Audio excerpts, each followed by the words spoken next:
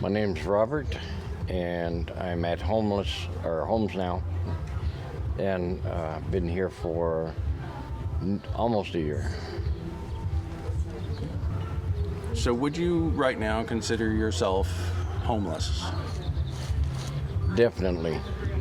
I haven't been homeless long, but I've been homeless long enough to know the ins and outs and the desperate need for shelters like HomesNOW, more so than others that I've been to.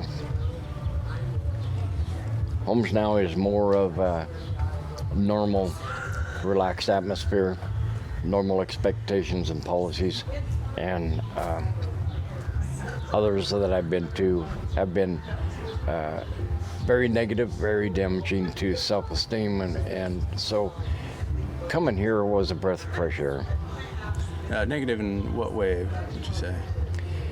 They operate their shelters and charities in a prison-like atmosphere. You're not free to come and go as you want. Lockdown is at 9 o'clock. They tell you that after you got to be there by 7 o'clock to get your bed. Once you get to bed, they'll let you come and go until 6 in some places, and others at 9 o'clock. This is locked down. What happens if you don't get back in if you go out? I mean, they let you go, but you're not going to get back in until 6 o'clock in the morning. And they'll give your bed to somebody else. So then where do you go? You're pretty much on the street, sleeping in the sidewalks, bridges, and bushes. And I've seen some of the homeless put up tents in Fish, Game, Wildlife's areas because the city doesn't give them a place to go. And which is sad because they're doing so many sweeps. So explain to me what a sweep is. What do you mean by that? The sweep is where they go in with a SWAT team and workers. They go in, they remove or chase off the homeless. Then they take all their belongings, tents, everything, and they haul it to the dump. Leave them with nothing but the shirt on and coats on their back. And if they come back, they go to jail charged with criminal trespass. They do nothing to eliminate the problem, and you'd think they'd be guilty and feel guilty enough to donate to shelters that provide for the homeless, but they don't do enough. So those that get arrested, what happens after that? They have a criminal record. They get the criminal record that prohibits them and disallows them from ever being able to rent anywhere. The only hope they got is if they have a landlord that's been through it before themselves and understand the situation and let them in, which is very rare. And I don't know if they realize what these sweeps are actually doing. Have you been in that situation where you've had to go sleep in a tent or out on the street? I was lucky enough. I went into the hospital, came out of the hospital, went into rehabilitation. They had to teach me how to walk again after the strokes and heart attack, and went back home. My home was been broken into, trash, so now it was condemned. Now it makes me homeless. Can't afford rent anywhere else. And the rent for that lot was only $139 a month, which was reasonable. But the reason why I'm not back there just rebuilding is because my friend that rented to me got Alzheimer's, doesn't know me from beans anymore. So that ended that. And so ended up in Bellingham. And I was lucky enough to get into shelters. And this was the last shelter that I've been to that provided me with hope, a stable environment, and a group of people here that you don't have to worry about watching your back. And they're kind of a normal people, which there are normal people out there that are homeless. I mean, not everybody's a drug addict and alcoholic, and kindest word that I could find would be a fruit nut. You know, not everybody's a fruit nut. And that's about all I can think of. So you feel safer here? Oh, definitely. You are definitely safer here with HomesNOW. And I'm reluctant to talk about what has happened to me at other places because it would serve no purpose. But this place here is safe. And I'd recommend this place to anyone, but not everybody's too keen on it. And I have a friend that is out there, and he's reaching his time limit at the charity place that he's at, and he's gonna either have to go back to his brother's or live on the street, one or the other, because he is not liking the idea of going into a shelter and then have to do chores. And the chores here are meaningless. They are so quick to do, so it's like a drop in a hat, you know. It's not anything that would be too hard for anybody. And So if I could do all of them at once, I'd do it. Because, you know, I'm one of those workaholics that I can't relax. And I got to keep doing something. But the manager here says, now, oh, hold on now. You got to save some chores for the others. They got to do chores too, you know. So there's some people who have sort of the impression that people just come to a place like this and just hang out and get taken care of and don't have to do anything. You're saying that? Yeah. What would you say to somebody who thinks that? If you want to go to any charity, including this one, you got to pull your own weight. And this is not a hospital. They're not geared up for a hospital. They can't have anybody in here that is requiring assisted living. That's one of the biggest things that the city can't get in their head. They expect people in wheelchairs to be able to get around in here, and with all this gravel, I like to see them try. It just, the shower truck, what, you gotta have a jet engine to get that damn thing up into the shower truck. And it's ridiculous, the expectations they put on charities, you know. And so, yeah, if you want to come and be taken care of, you can't be lazy. If you can't take care of yourself, how can you take care of anybody else? So, for those homeless out there that are too lazy, this ain't the place for you. Yeah.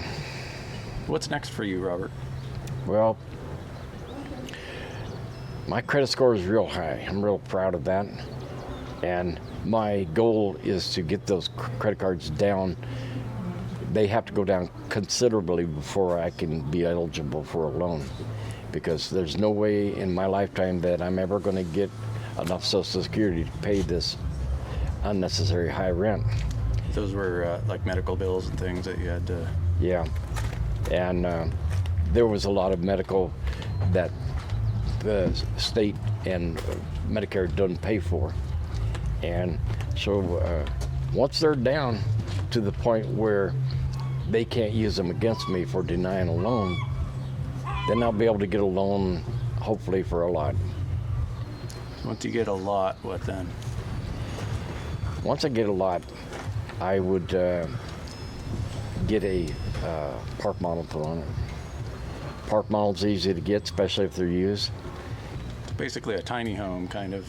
Yeah, tiny home. Thing. So After staying in one of these tiny homes, you realize you really don't need a bunch of room. And the smaller they are, the warmer they are. What would you say the difference between being homeless and houseless? Being houseless suggests that you've got an RV, or you're living in the car, or you have a property somewhere that you can stay on. And homeless is pretty much being on the streets, living on the streets. Being here at the Homes Now, I don't really see myself as homeless anymore, because I got a free bedroom outside of paying the 10% rent and electricity, and it's the cheapest place around for income, and for rent. And you get everything. You have access to facilities, bathroom facilities, cooking facilities, food. They offer up everything that you could possibly need, and they do activities and procedures to try to help get you into housing, and they provide a lot more than just home to sleep in. They also provide support for housing, but it always ends up ring around the rosy right back to the city. Whenever you come into a stumbling block, the city's right there behind it. Especially with what you can do, what you can't do. Everything has to be just perfect or we'll shut you down, and too much nitpicking. And how does that make you feel? Well, personally? I know on one side of the coin they're trying to make things safe or safer, and on the other side of the coin, nitpicking is a frivolous use of state authority and county authority, and there should be a limitation on their use of power. And what I mean by that is I've seen and had experiences when I had to have something inspected. They wouldn't pass the damn thing from nitpicking, which there was 10 inches of wire in a switch outlet box. They would not pass the permit because the wire was 4 inches too long, curled in a circumference in that box. They said that will generate heat and cause a fire. That's nitpicking. Well, I think the city and the county both need to help these homes charities that get people off the street. They need to help them and stop hindering them.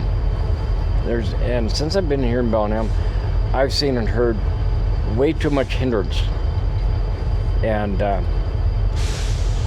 one charity, not this one, but another charity says, well, you have overstayed your welcome. We can't have you here anymore. You got 4 months to find another place to go. I says, what are you talking about? Am I being kicked out? They said, well, no, not necessarily, but we have to make you leave. I said, why? Because the city limits your time here. You can't stay here longer than their limit. And that's when I realized just how desperate the homeless are, what they were talking about how the city and the county was giving out propaganda instead of practicing what they preach. And that's obvious. They're not practicing what they preach because they're forcing charities to kick you out, put you back on the street. Seems like a revolving door sometimes, doesn't it? Yeah, feedback loop. And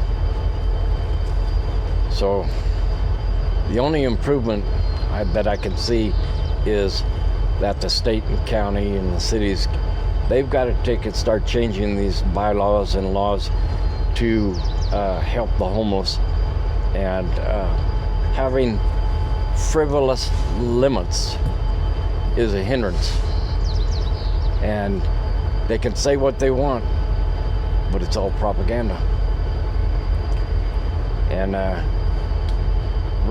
got a reminder for them that they are voted into office, and even us homeless vote